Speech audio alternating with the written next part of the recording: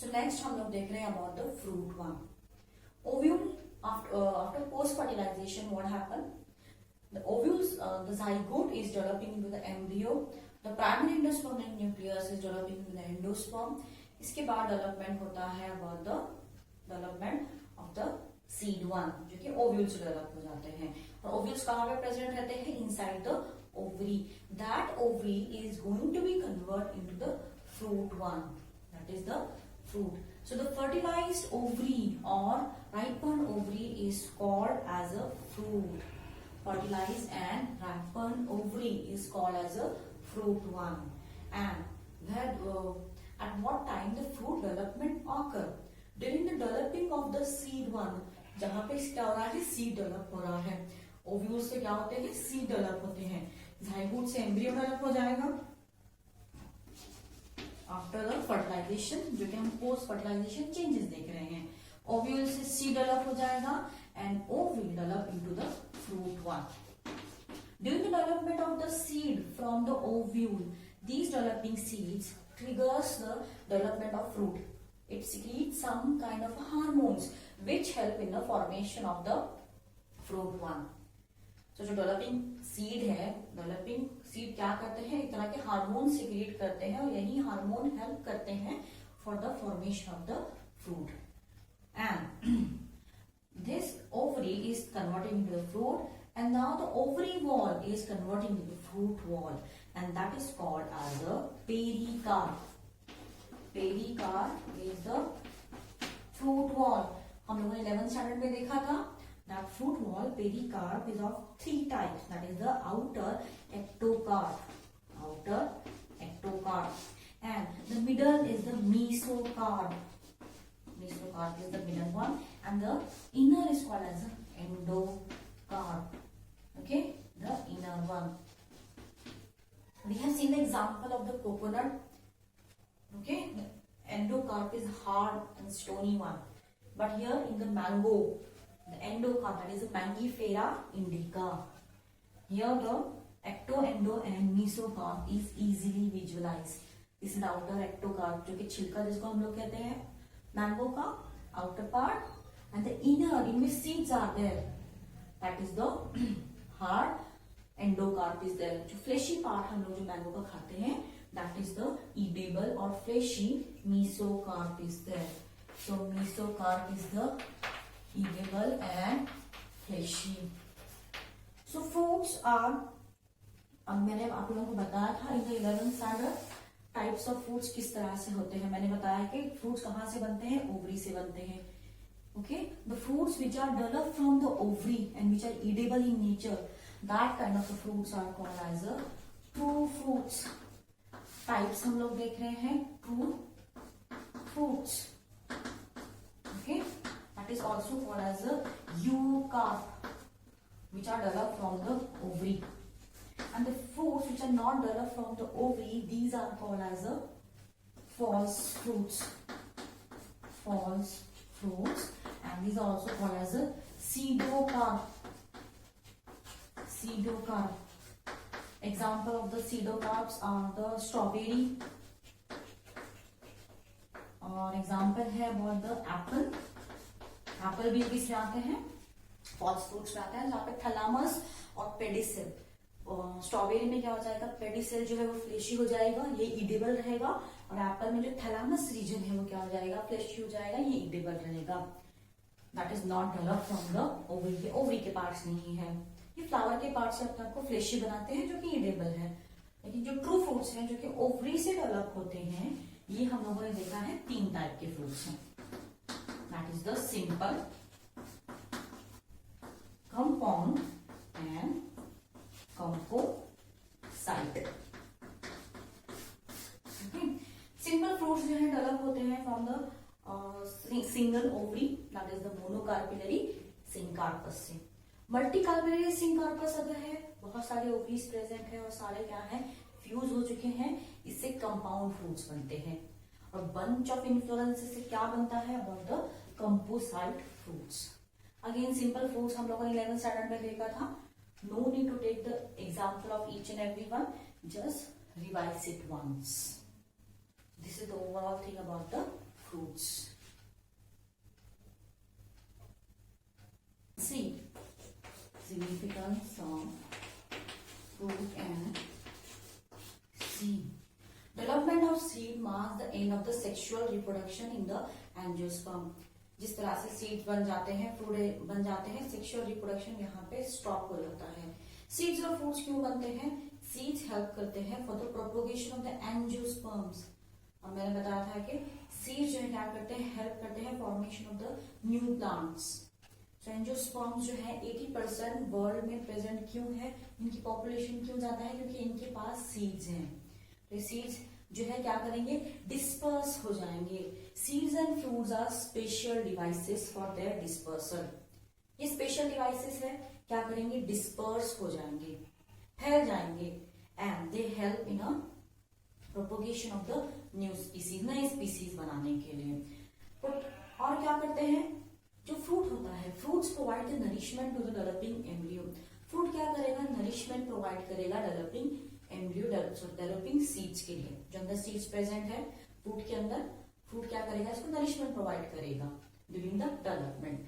And after fruit क्या करता है, इमैच्योर सीड्स को प्रोटेक्ट भी करता है in adverse and harsh conditions. So here fruit क्या करेगा, नरिशमेंट प्रोवाइड करेगा और इनर जो सीड है, इमैच्योर सीड को क्या करेगा, प्रोटेक्ट करेगा. और सीड्स क्या करते हैं, हेल्प करते हैं डिस्पर्शन में एंड propagation में. So this is the significance of seeds and fruit in the angiosperm. The next phenomena is called as a dormancy. Dormancy आप लोगों ने पहले भी ये phenomena सुना रहेगा.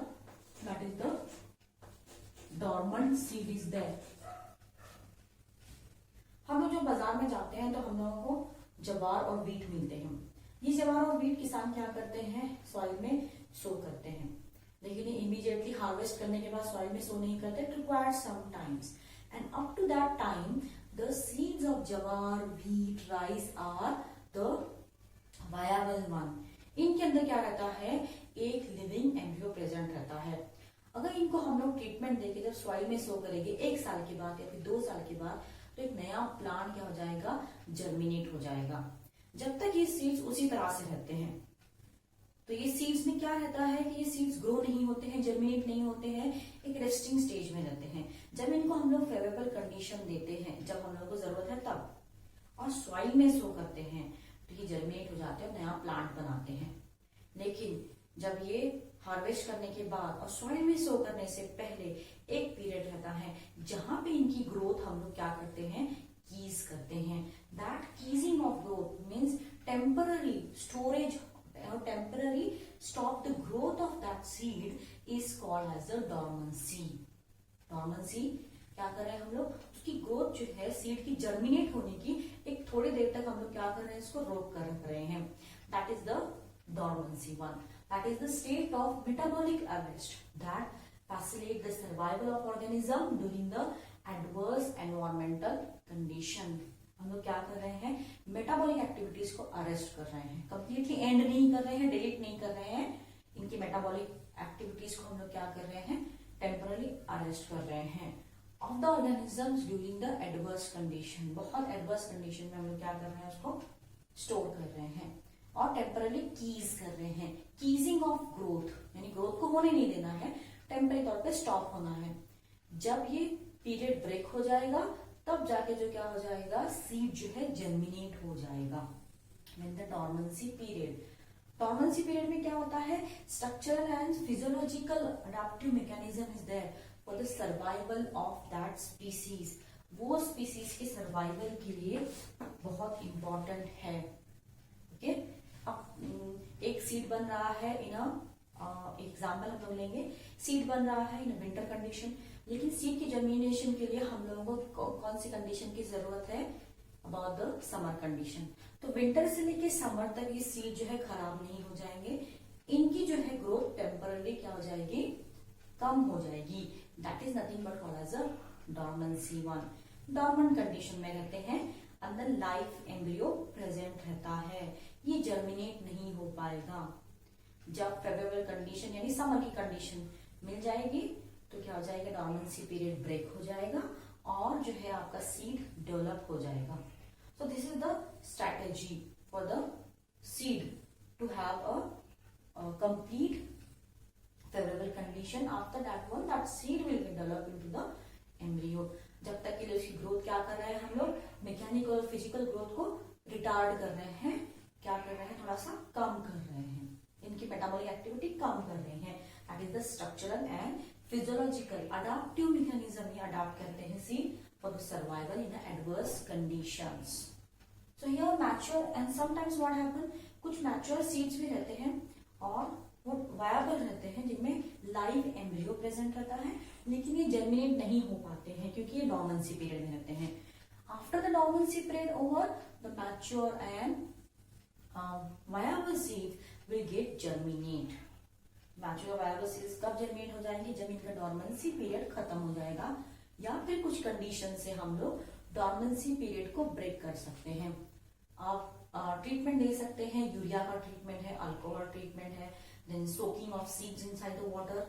एग्जांपल दूंगी आप लोगों को, मटकी जिसको हम लोग बोलते हैं स्प्राउट्स, मूंग बीन्स, मतलब हम लोग पानी में सोक करते हैं रात भर ओवरनाइट और इसको रखते हैं एक या 24 आवर्स या फिर 48 आवर्स के लिए. तो छोटे से स्प्राउट्स, कॉम्पल जिसको हम लोग बोलते हैं, फूटते हैं वहां से, इसको हम लोग उसड़ कहते हैं.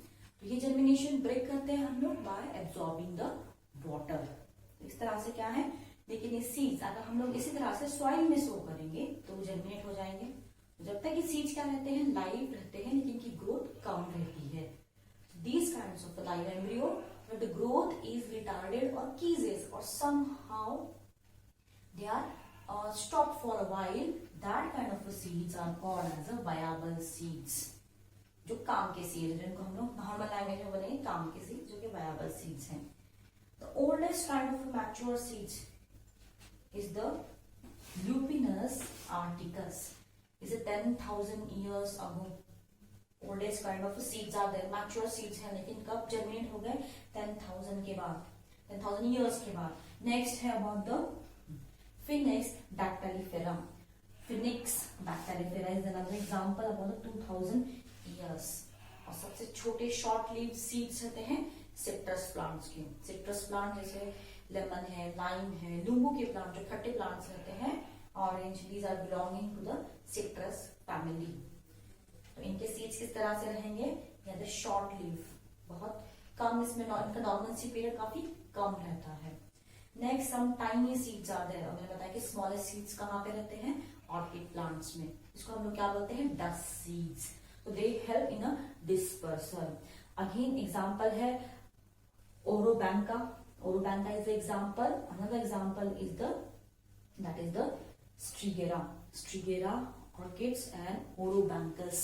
इनके सीड्स स्मॉलर रहते हैं और हेल्प करते हैं इजी डिस्पर्सल में, मतलब इजीली डिस्पर्स हो जाएंगे और प्रोपोगेशन में हेल्प करेंगे. This is called as a dormancy.